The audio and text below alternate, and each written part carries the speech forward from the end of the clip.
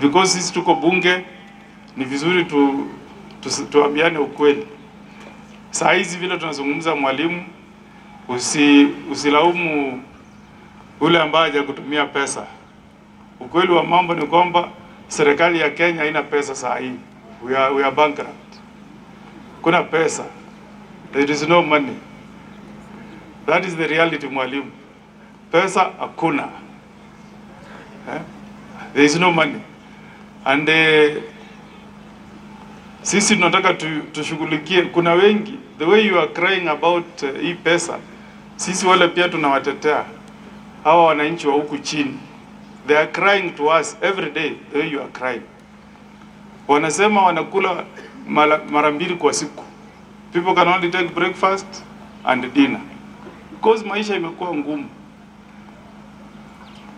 Mwingine aliniambia jana kule Nyamira alikuwa akinunua token ya 300 shillings inamsukuma. Siku hizi akinunua ya 300 wameongeza tax. The taxman takes 160, 140 ndio inaenda kwa token. So life is hard.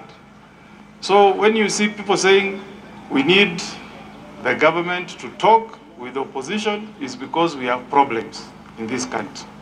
And we want to look at the problem, diagnose it and get a solution. That's what we are looking at, mwalimu. Tuone shida iko wapi, watu wazungumze, so that we have a country that we can all be proud of. Nchi ambao sisi wote tunajivunia. And we are all Kenyans, mwalimu.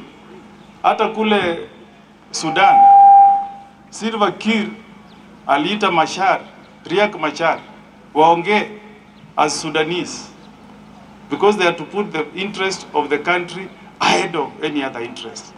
And that's what we are asking. Wacha watu wazungumze, tuone ni vipi maisha ya mwananchi mdogo itapungua, so that our women can afford sugar, our women can afford mafuta ya kupikia nyumbani.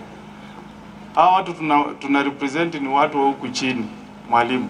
So I hear you when you say that we need to talk to our leaders about what's happening in the country, but I want also to hear the voice of teachers urging the leadership of this country to step down, calm down, talk to other leaders so that we can solve the problems we are facing as a country. That's my appeal to you, mwalimu. Nimeona huko na viongozi wengine, tuungane pamoja kwa kutatua shida ambaye ina face watu wetu. Wacha nimalizie hapo, nimshukuru women rep kwa kutualika.